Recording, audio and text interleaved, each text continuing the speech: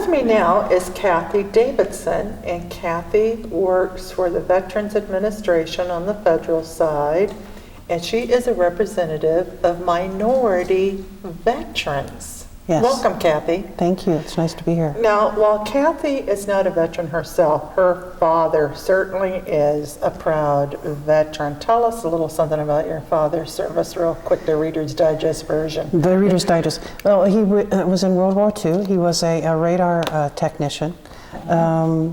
He served stateside, never went overseas, and never really talked about his military career until probably the last couple of years before he passed away. And I finally figured out why. Because even though he's very proud that he served for his country, right, it took him away from his family. And so that was really hard on him, right, because he and my mother were apart for a long time. And even the picture that you show of my older brother, he wasn't there for the birth of his first child. So that was difficult, but very proud of his service. Yes, and not everybody goes overseas, and I sometimes think we've been so saturated with World War II movies, we literally think everyone that was in World War II was in battle, but the fact remains, we need people stateside to support those troops, just as we do now in this current war. There's a lot of things to transport to our troops, regardless of where they're fighting. Now, Cathy, tell us about your position and how you assist minority veterans. Well, just a brief history. Congress enacted a law in 1994, established the Center for Minority Veterans out of Washington, D.C. at the VA Central Office headquarters. Then in 1995, they established all across all of the VA hospitals, the cemeteries, and the VA regional offices, there is a Minority Veterans Program Coordinator, which is my position here at VA Puget Sound healthcare system. And we're really there to make sure that our minority veterans know about their benefits and the services that they're entitled to, and working with those organizations and groups in the community to establish those partnerships. So opportunities like this are great to get out the word. I do a lot of outreach in the community, but just any veteran who comes to me, I certainly am going to help. They don't necessarily have to be a minority veteran, but that's what I specialize in. So we do a lot of things, not only education about benefits, but also education about their culture of those minority groups, and how we can honor and mix the traditional healing with Western medicine. So it's a great way to not only learn about the cultures, but also educate our staff. Well, we have a lot of really wonderful Native American tribes here, and I imagine they each have their own different healing ceremonies and so forth. So do you do a lot of work with that kind of thing? A lot of work, especially in this area with the Native Americans. We have a council called the Joint American Indian Veterans Advisory Council, which is made up of tribal veteran representatives who represent their tribal veterans all across the state of Washington, and we also include Idaho, Oregon, as well. And so not only do we meet with those, but I talk with a lot of them on a daily basis. So we want to be able to go to those kinds of people when they ask for traditional healings, like a sweat ceremony. And we're getting ready to resurrect our sweat lodge actually on the American Lake campus, and should be hopefully up and running in a couple of months for all veterans to take avail of. How interesting. I would have never considered that, but then I'm not Native American. So, okay, now I can understand that many minorities are from such a different culture than the Northern European American types This must have been a real learning experience for you. It was. Before, I've been with the VA, this is my 28th year. I started in pharmacy and went to patient advocacy, still am in the patient advocate field. And I worked with a lot of minorities. I was in Colorado at the VA there in Denver.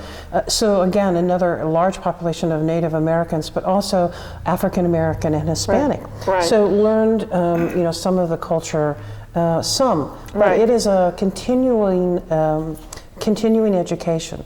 And it's a wonderful experience for me. I learned a lot about all of the different minority groups and ingratiating and how not only what kinds of diseases might be prevalent within those minority groups, but what are those things that are really important to them. So every veteran is an individual that needs to be honored with where they come from, what makes them who they are, and then their combined experience in active duty or reserves or however they were associated. And so it makes it a very interesting, and it's an honor for me to Well, to not serve only the that, vets. you could be the same culture. I mean, just because I'm a Caucasian gal, my mother was raised in Virginia. And believe me, a lot of those people have a little different attitude in life than this California born and raised girl.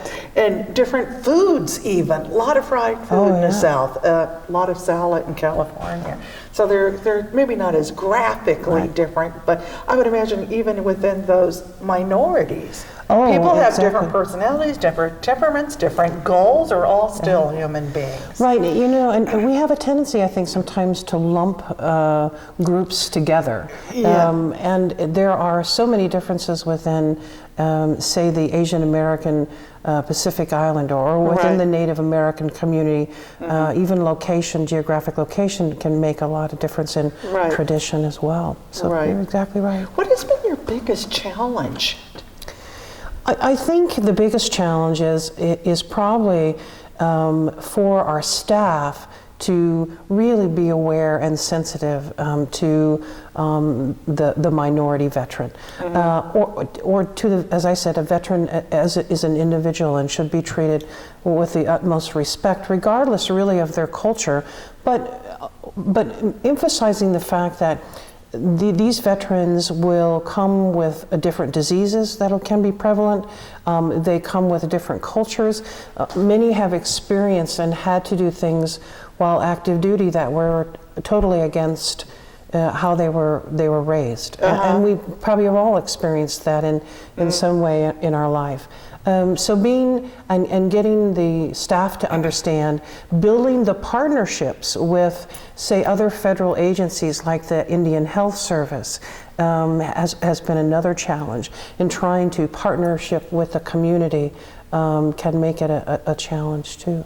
Well, listen, I know that you're not the representative for women veterans, but in the population of veterans, clearly women are a minority. Because I can remember going to the VA hospital decades back. GYNOB, what's that? I had no idea. So tell us just a thumbnail sketch of for women veterans. Sure. The VA, again, has established the Center for Women Veterans. And every VA hospital has a women's program manager. That is really, that she and I actually work together kind of hand in hand. Because if I see a female veteran who has an issue regarding her care, I want to make sure she gets to the right person. So again, every VA hospital across the country is going to have that women's program coordinator. And you're right, I think women veterans make up 8% and 6% of those are in the VA system. Right, so, and it was a lot less than that when I went in 71. So yeah, there were issues there that were kind of a little awkward, shall we say. We're working very hard to make the system so that it is not a male-dominant organization, and that we are truly thinking about how we actually, the veteran and the entire family, and pulling in the entire family. So you're not just treating the veteran, you're treating the family as well. Now, do you have people come in and say, wow, I've lost my job and I'm going to be kicked out of my home or my apartment. Do you help with those kinds of issues? I'm glad you asked that question because I use a lot of resources in the community to help them out. So we have social work that has a lot within our facility that has some contacts that we can use, but I use the veterans work sources. What county do you live in? Let's look at the county resources. So I've kind of compiled a compendium and keep adding to that library of resources that I can turn to because I'm not someone who can help them with employment, but I can get them to the right person. Well, see, I have a lot of people ask me a lot of questions, and I might not personally know the answer, but I know who to call. Exactly. I can give them a phone number, and if it's not that phone number, then that person can get, eventually they're going to get there. Right. Eventually they're going to get there. Now, your representation for minorities, and we've already discussed a little about women veterans, yes. These representatives are at each veterans hospital throughout the whole United States? Exactly. Okay, so folks, you know, you're seeing me in Oregon, Alaska, Idaho, and California. Doesn't matter where you're at. Isn't there even a VA in the Philippines? There is, in Manila. Yeah, I believe so. So if you're a veteran and you are have a veterans hospital and you have any of these kinds of issues, you need to contact in the Puget Sound, Cathy Davidson here, but clearly there's people like you helping minorities at every VA hospital. Yes, there is. Okay, now as we leave, is there something you want to tell the audience? I just want to say that it is an honor to serve the veterans, and please feel free to call me. Can I go ahead and give my number? Yes. It's area code 206-768-5363. And please feel free to call me, and we'll get you to the right place to get some answers. Okay, now as you're scrambling, looking for pen and paper, if you're a minority veteran, and she'll talk to women too, your number again, if you're living in the Puget Sound area, is? Area code 206-768-5363. Well, thank you, Cathy. Thank what you. you're doing is really important work because sometimes people just don't feel like they know the ropes and they need someone like you to blaze a trail for them. Oh, thank you. So God bless you for what you're doing. Thank you. Thank you. Now listen, folks, regrettably, we're still at war, and Washington State has recently just, I think in the last week to 10 days, have lost 2 born and raised Washingtonians in this state. We just ask for God's mercy on the grieving families everywhere that have lost sons or daughters in this war. Continue, please, to pray for the safety of our troops, and that the legislators on both sides of this war would come to the conclusion that this is foolishness. We have so many problems in the world that we really don't need a war. Let's hope and pray that it can come to a conclusion. This is P.J. Scott, your Navy Ways veteran. If you served, a double blessing for you. See you next time.